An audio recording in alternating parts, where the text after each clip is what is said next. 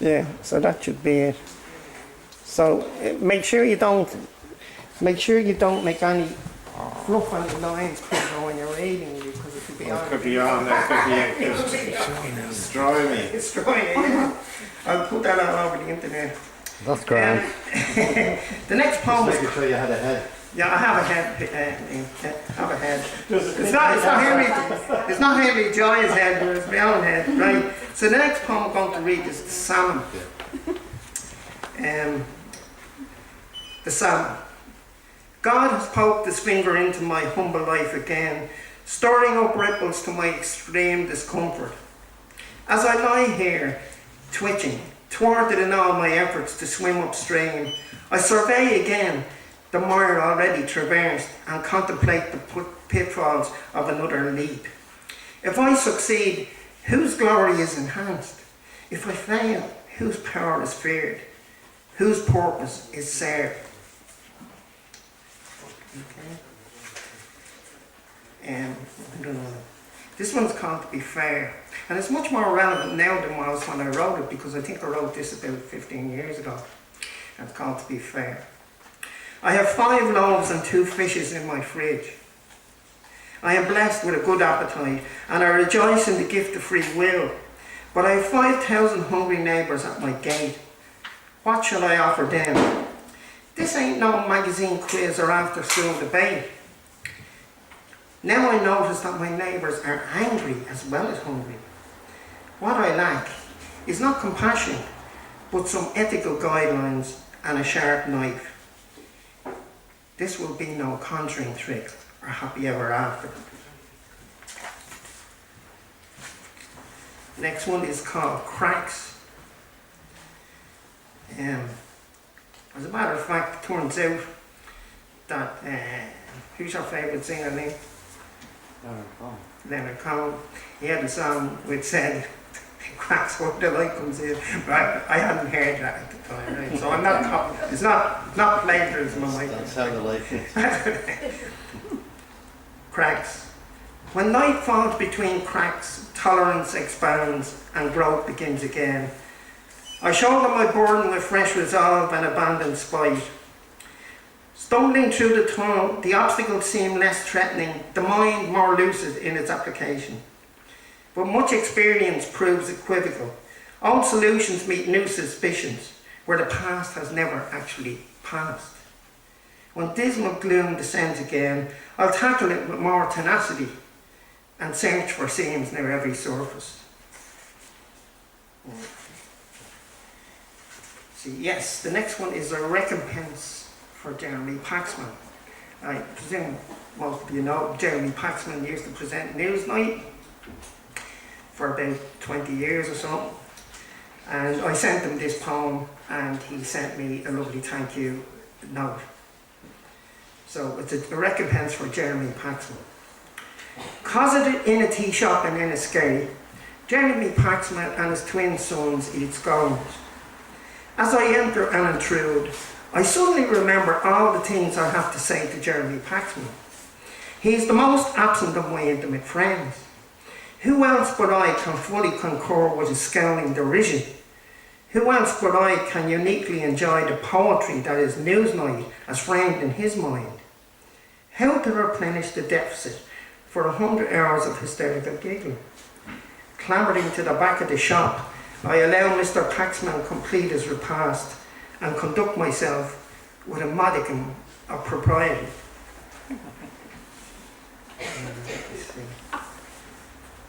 Something else here. You go through different phases when you write. There's one there. Yeah. This one is called Mouse. I wrote this when I was in the throes of having major surgery on my neck. So that's about 17 years ago, and I have 4 titanium screws in my neck. So it's called Mouse. God has his paw on my back. He's playing fast and loose with me. He's playing cat and mouse with me. An MRI scan is expensive, but it's still cheaper than a funeral. It might seem like a chicken feed to some, but then they've no chickens to feed. It now costs 20 pence to spend a penny at Houston Station. This constitutes inflation at 2,000%. A second opinion is only worthwhile if you can get a first opinion to compare it with. The walking wounded are lucky in at least they are still walking. Others have the luxury of lying down to die. But this silly hunger condemns me to crawl into the next trap or struggle on to some bitter end. Very dour. Okay.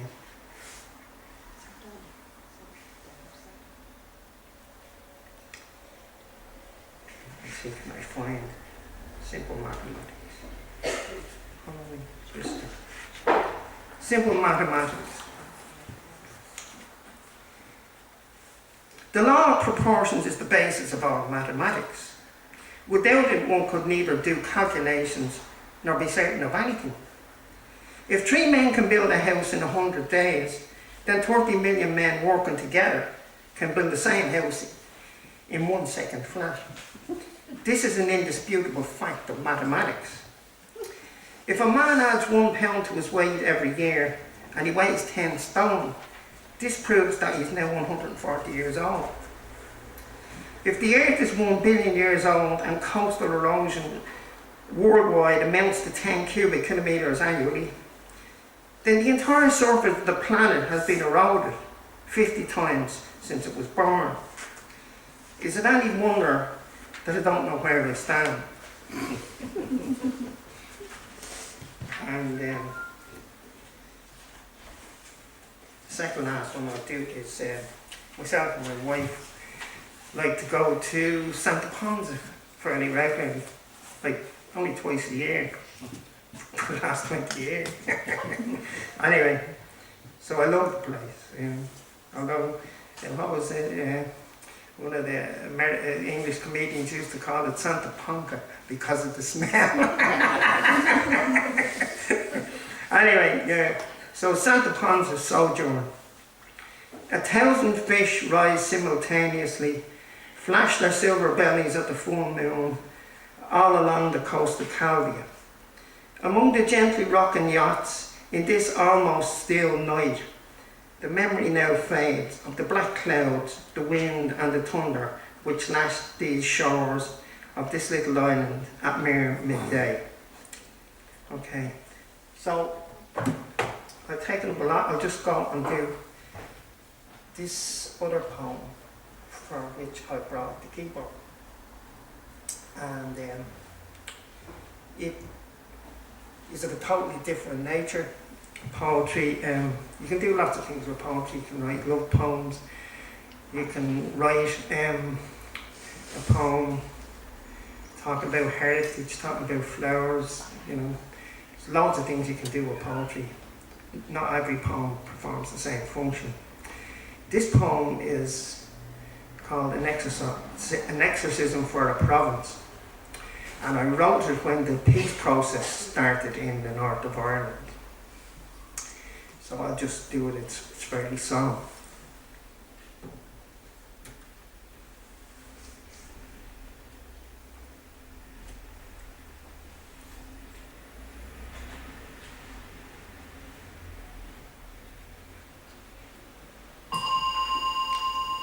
Born Tallet.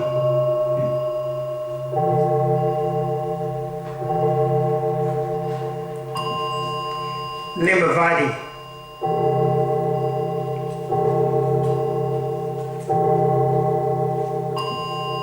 Dungannon.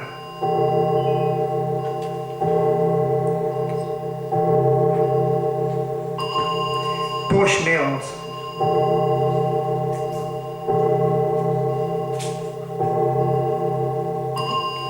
Marrafeld.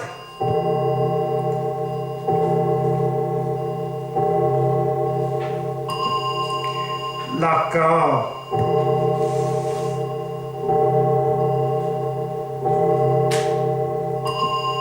Ardoyne.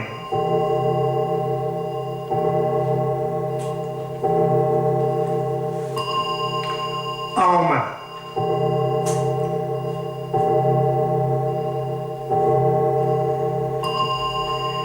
Darkley.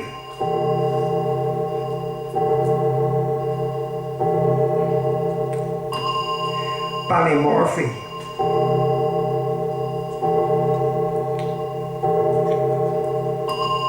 Ballynumford,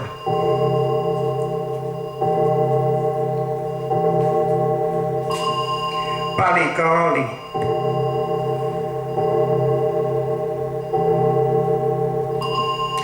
Lurgan,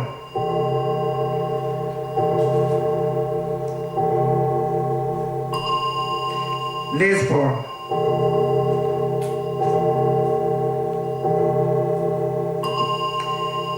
Lenadoon,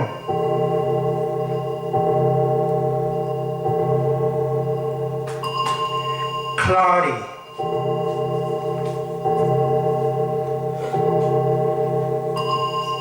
Coal Island,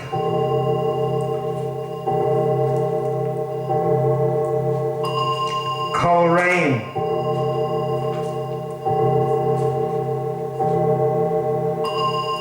Newry,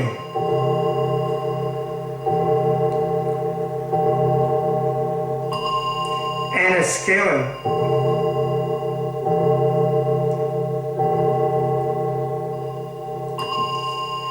Grey Steel,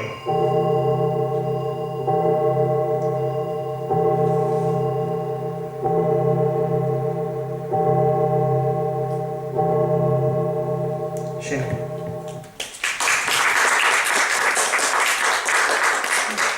Okay, I presume you were on the bill, Etna? Are you married? Did you book in to read? Yes, get up here quick.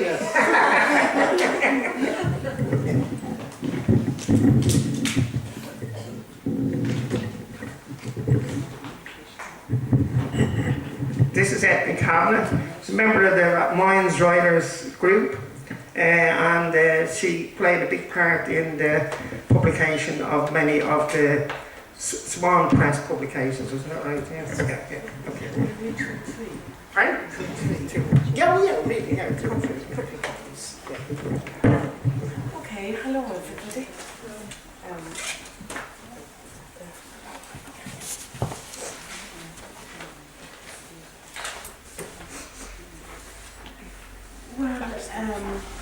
It's autumn now, unfortunately, and I seem to find spiders everywhere the last few days, absolutely everywhere, and there are webs and everything. So this was written, it's called Autumn Morning Near Loch Crew. And I fell in love with the words spiderlings to describe, I presume, young spiders. Autumn Morning Near Loch Crew. Spiderlings, apprentices to the craft of web making, hover on morning mist. Gossamer drapes the fence poles like ghostly lace from fairy needles or the puka's crochet hook. Belted galloways munch dewy grass in a field beyond. Steamy clouds of breath halo their noble heads, others heavy for the milking. Calm sounds of cattle chewing harmonise the dawn-bright day. Droplets shimmer on the webs, with hungry eyes, small birds dart the air, a downward swoop toward spiderlings, and grass on a distant drumlin shivers.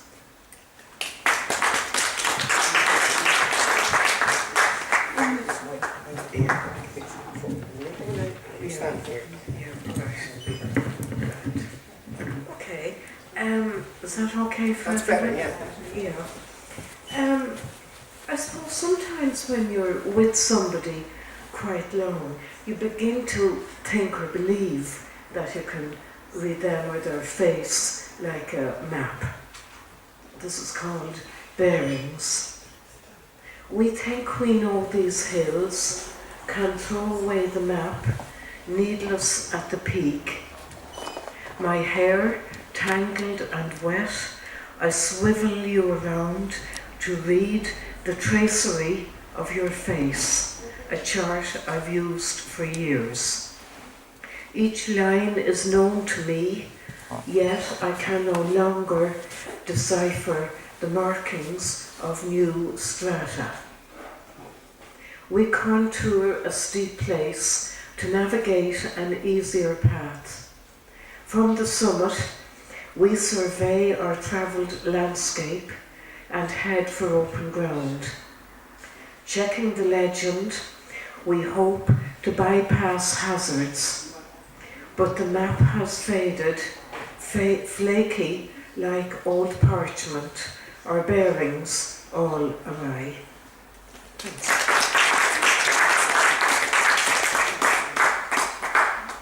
Christine?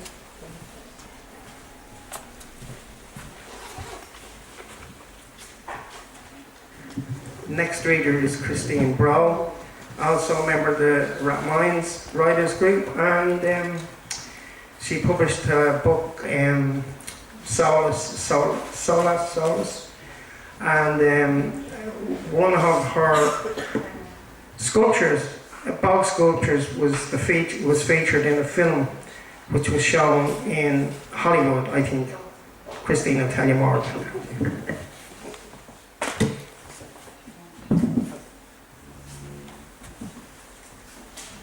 Before I say anything about my own poem, that last liturgy of names from Northern Ireland that Michael read out, we used to go down to the Hopkins Festival in Monastrevin, and Michael carried down this big yoke. I'm sure you could put that on your iPhone now. But he did that, and there was silence in the room when he finished. And then the church bells rang out, and it was the most eerie thing ever. It was like probably the Angelus. It wasn't planned, but you know, it was like a blessing on his poem.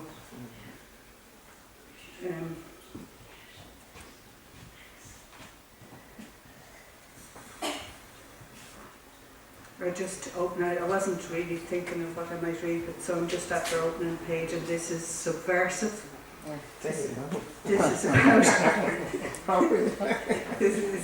is about my aunt who didn't like broccoli. So the neighbours used to bring her in food, like Meals on Wheels, and she didn't like to tell them that she didn't like the broccoli, so she'd throw it out for the pigeons. And of course pigeons didn't like broccoli either, so people used to be skinning on the broccoli and split her house. Subversive. Don't open that door, they told her. You can trust no one these days. She watches from the window, can see them waiting on the roofs.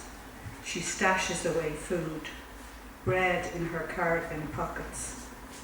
She knows the times of their comings and goings. So when her minders have left the buildings, before they reach black pits, she moves slowly, painfully to the door. Instantly, they whoosh down, leave no scrap of evidence round her feet. And later, as she watches Fair City on the telly, they swoop over her house in a 21 dove salute.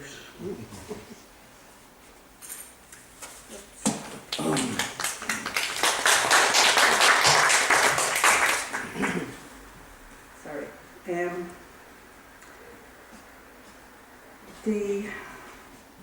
This poem is a strange one. It's called The Eighth Child, and I went down to Mayo for a month to hide away and make bog sculptures. And the local people down there were telling me about a family that had been evicted from their house and lived on the bog for a while. And I presumed it was a kind of famine story, but later found out that it happened in the 1940s. And I made a bog sculpture. You can have a look at it later. The Eighth Child. Like it only happened yesterday. Some people here still talk about a woman who gave birth to her eighth child on the bog. Her family were evicted, not in famine times as I thought, but in the 1940s, their house torched. A man, a woman and 8 children sheltered under turf banks, till good neighbours taking pity helped them build. got them a cow, which grazed the ditches, and the father trapped song finches, which he sold in little cages before everyone had radios for music in their homes. And all of that family went to live and work in England. But I wonder if their story burns again with every sod that sends its curling smoke into the sky in remembrance of that miracle, a bog child wrapped in sphagnum moss, who all her long life was called baby.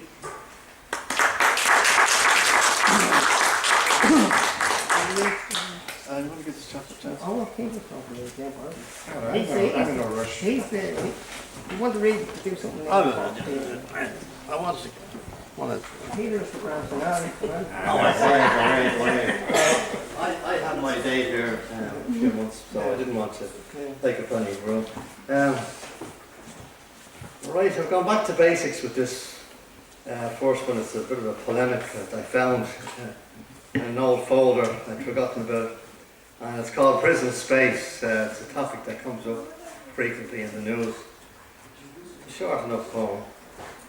Where have all the prisoners gone? Asked the governor at Mountjoy. Don't you know, Mr. Lonergan? Said the head warden passing by. They're doing a sponsored jailbreak in aid of the refugees. Think of the savings to the state and of the peace for you and me.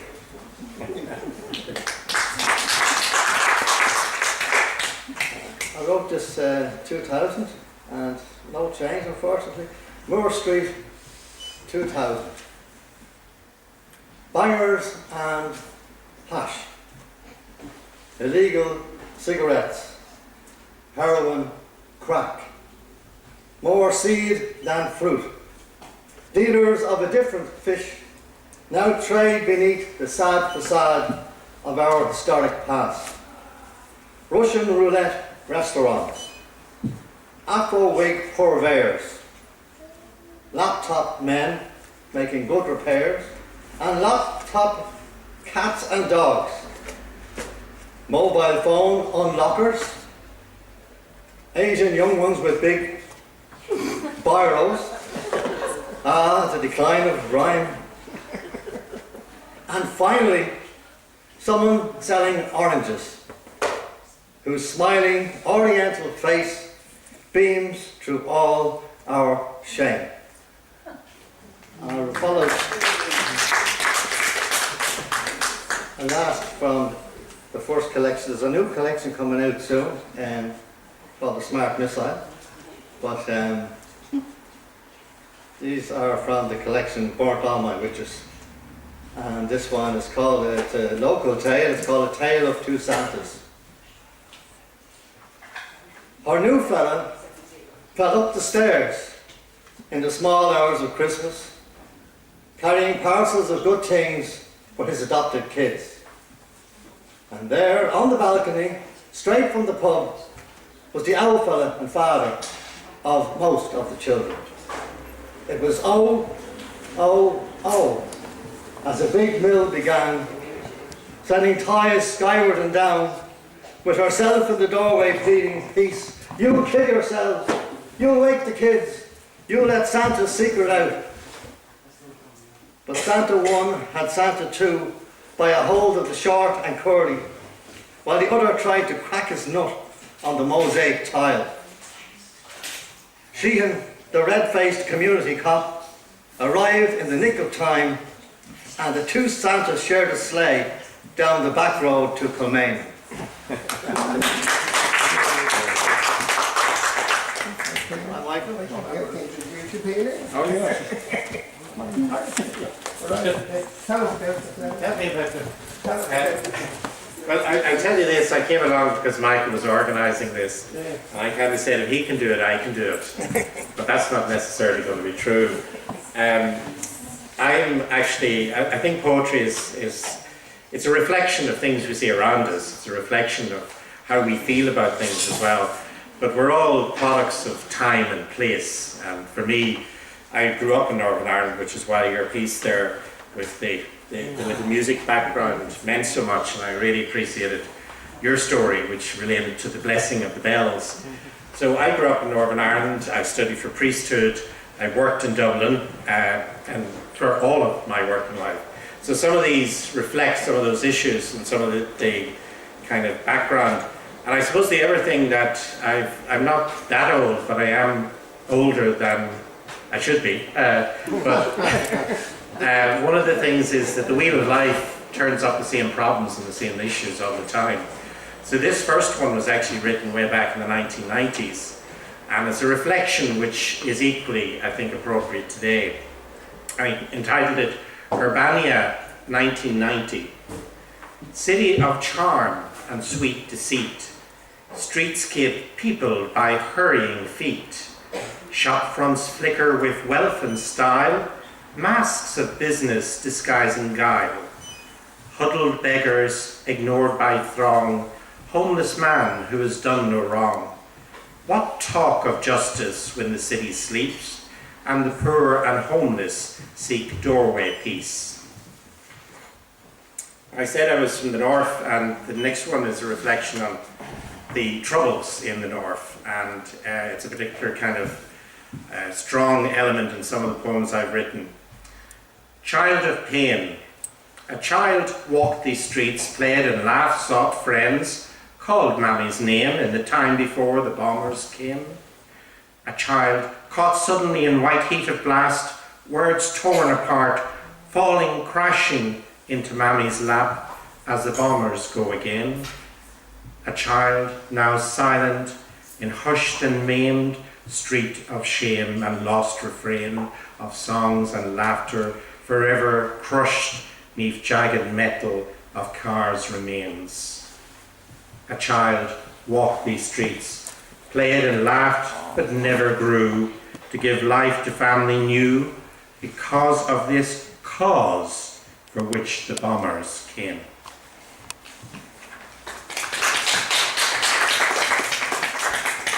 And I mentioned priesthood, so this is a reflection of some aspects of that. It's called Man of Clay. Man of clay and human frailty, of emotions jumbled loose through visions, thought and dreams, dared but unattained. Man of God and people's calling to life of solitary time and space, amidst the carrying calls of flesh and sex. Man of cloth and collar white, placed high on mountaintop, yet swamped by bogland of human life. Who needs this role? Where is the Christ?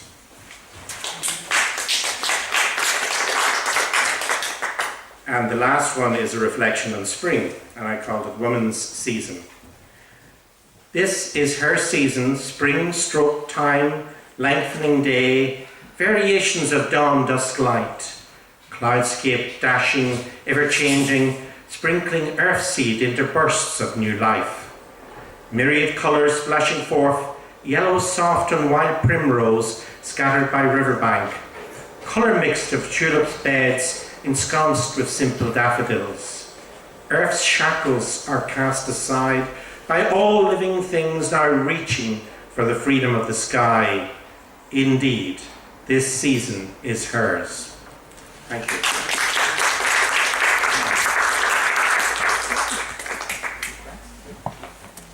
So, have we anybody who still would like to read? Sing a song. No, I'm not going to sing this song. Okay. Just to say thank you for coming along. I hope you enjoyed it, and it'll be on again in October. We'll have Paul Murray from Ballyfermot, and he's a fairly established poet, and we look forward to seeing you again. Thank you very much, everybody. Thank you. Really nice.